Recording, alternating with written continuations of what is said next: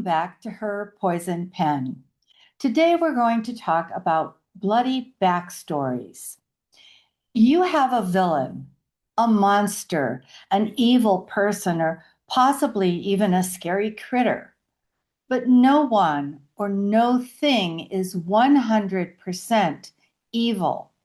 Even monsters do what they do because it seems right at the time, or maybe they're coming from a place that they just cannot control. This means that if you, as the writer, create a villain with zero redeeming qualities, he or she will have zero empathy from your reader. And that makes for a bored and disinterested reader. There has to be a way for you to draw your reader in to the soft spots of your villain. So let's take a look at how we, as writers of dark fiction, can look at our villains, hopefully our powerful but deeply flawed female villains, and find out what makes them tick. Let's find out what gives our readers a reason to care about the bad guys. It's all about backstory. What happened in your character's past to color their worldview and turn them into the force of darkness that they are in your story? Here's a little example from my novel, Such Lovely Skin. Crystal Lake Publishing is going to be releasing Such Lovely Skin in November of this year, 2026.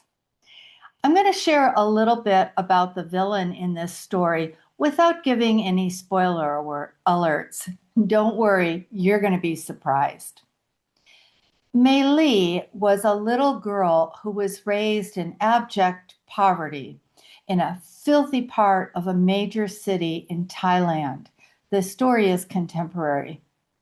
Her mother ran a whorehouse, and her older sisters worked in the whorehouse. Her mother made Mei Li sit on the sidewalk with her legs spread apart as bait for men walking past. Mei Li ate head lice because they tickled when she swallowed them whole.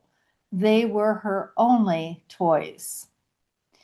One day, a wealthy American couple walked by Mei Li, and the blonde woman knelt down and touched Mei Li's face. The woman says, "Oh, what a beautiful child, and such lovely skin." What Mei Li experienced in her childhood, and in particular in that incident, shaped her entire worldview for the rest of her life.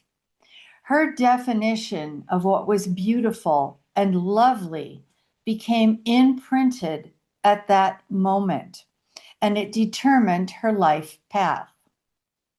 Now, again, not wanting to give anything away, any spoiler alerts, Mei Li grew up and began to use her natural beauty as a vehicle for power and wealth.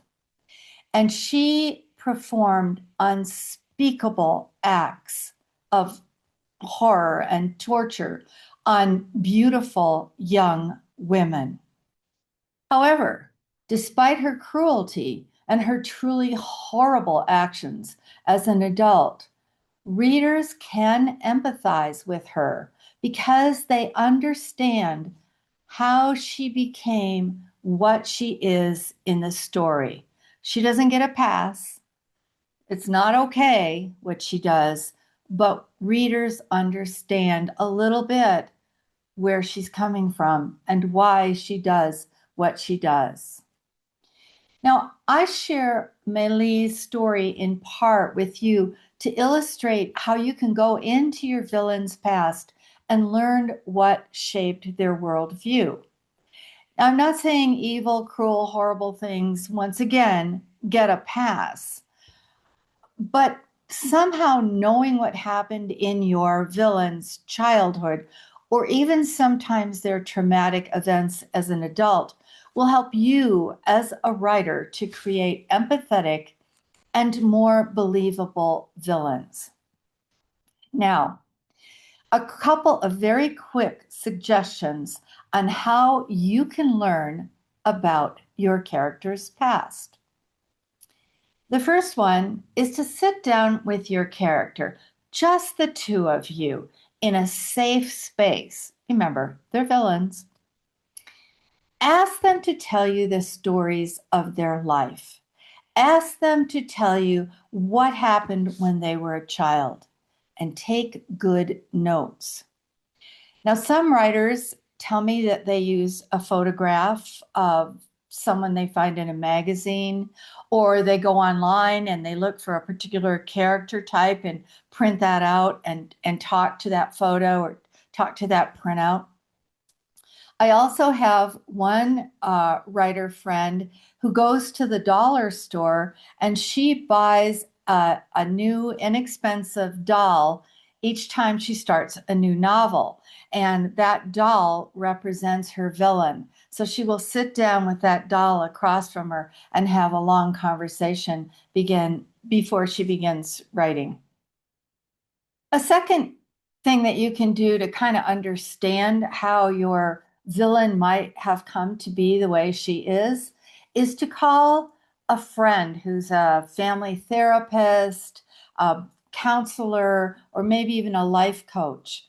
Tell them about your character and the kinds of things that they do, and ask that therapist or family counselor or life coach, what would have happened to someone in their earlier years that would make them act the way they do in adulthood?